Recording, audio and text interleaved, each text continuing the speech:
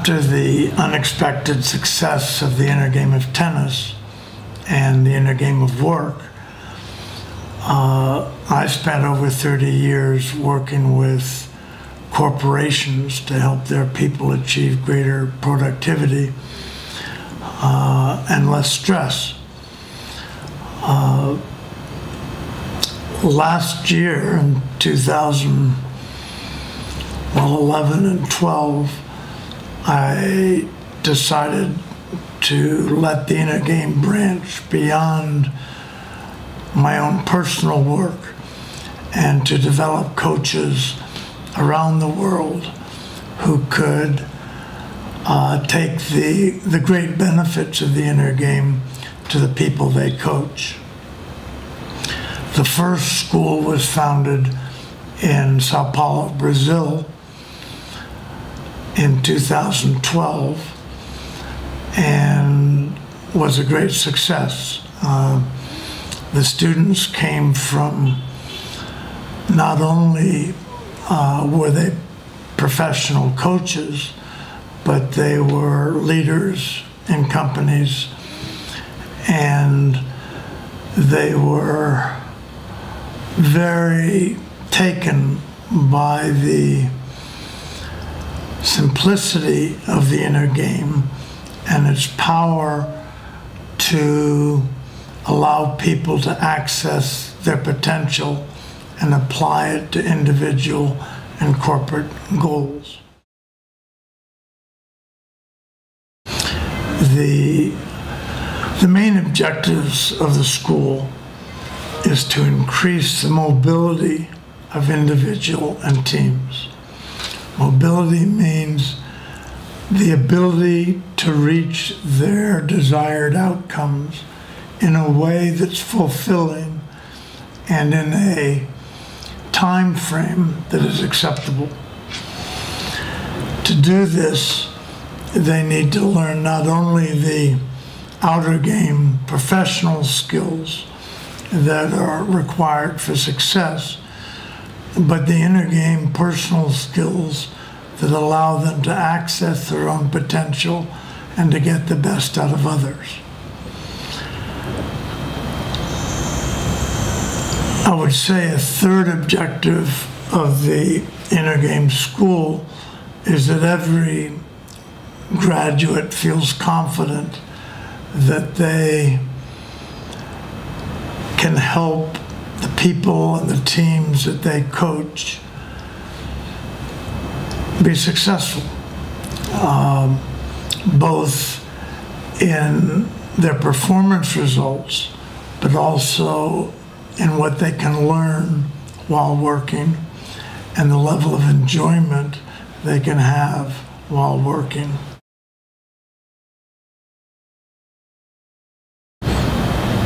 I think for me, the most exciting thing about the school has been to see the enthusiasm of the students attending.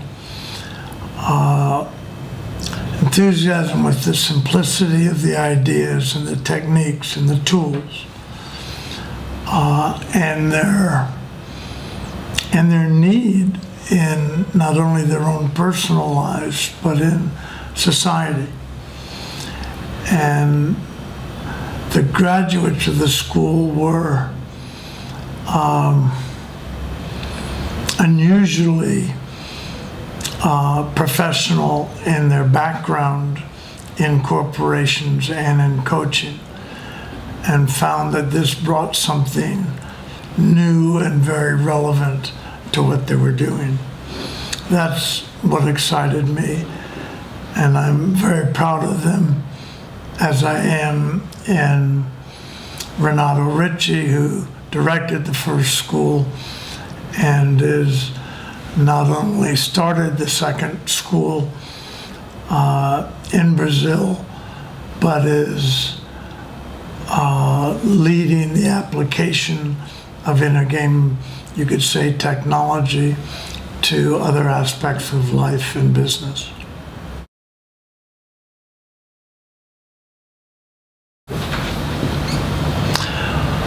Well, there are many ways in which the inner game can help business in this time of change and uncertainty.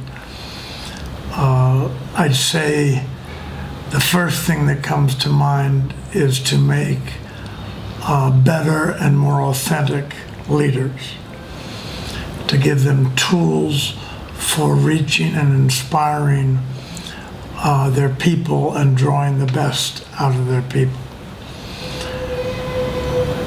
In a way, the contribution is to heighten their focus on the learning of their employees, what they can learn while they're doing what they're doing, and therefore leverage their performance with every week of work they perform. And the third is not feeling so stressed and under pressure in their work, but doing it out of a genuine feeling of enjoyment and passion for their work.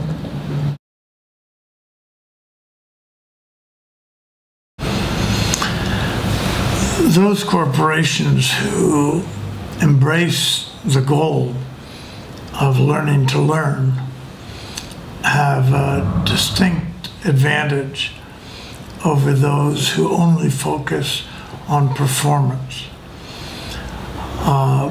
Everyone is focusing on performance results, and in business they should.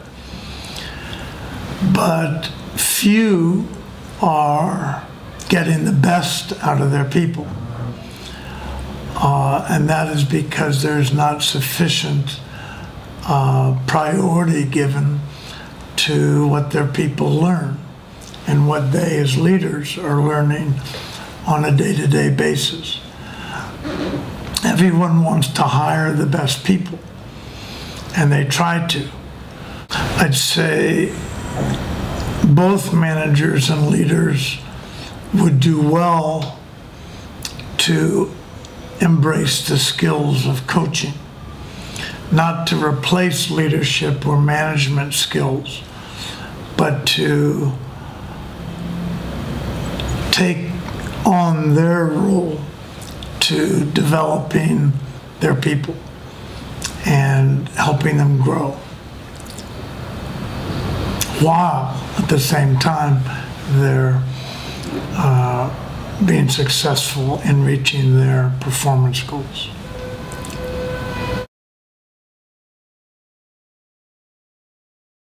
Well, when to learn to play the inner game.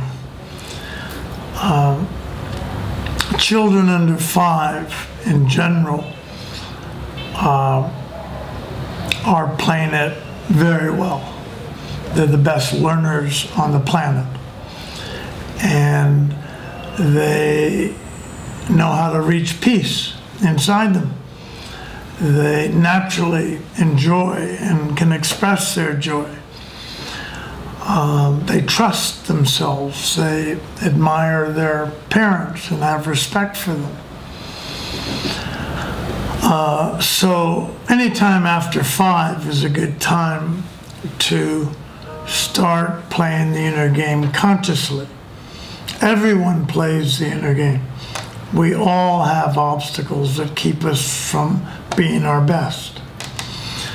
And most of us don't play it consciously, don't realize how important it is and how much progress we can make if we balance the outer game with playing the inner game consciously.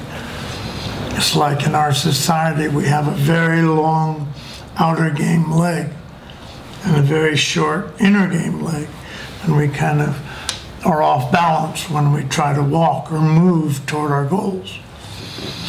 So schools would be a great place for teachers to understand the inner game. New hires who come in perhaps on the one hand maybe overconfident, and on the other hand underconfident that they can measure up to expectations of the company, have a lot of internal interference, both ways. And that would be another focus point for learning the inner game, because they're open to learning.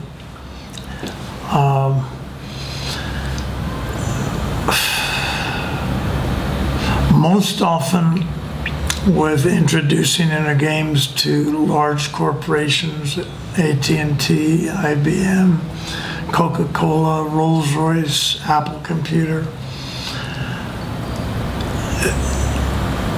the most difficult, the last people to learn they really need it and want it tend to be the leaders. They see it most important for the mid-level managers, even upper-level managers, and the workers and employees. So they tend to want to initiate a program to get coaching, learning, and the inner game going in their corporation. But it's for them. I'm doing it for them. And that's okay, but it keeps them from the benefits of the inner game. And it's only when they see the benefits that they can talk about it and communicate it in a way that's contagious to others.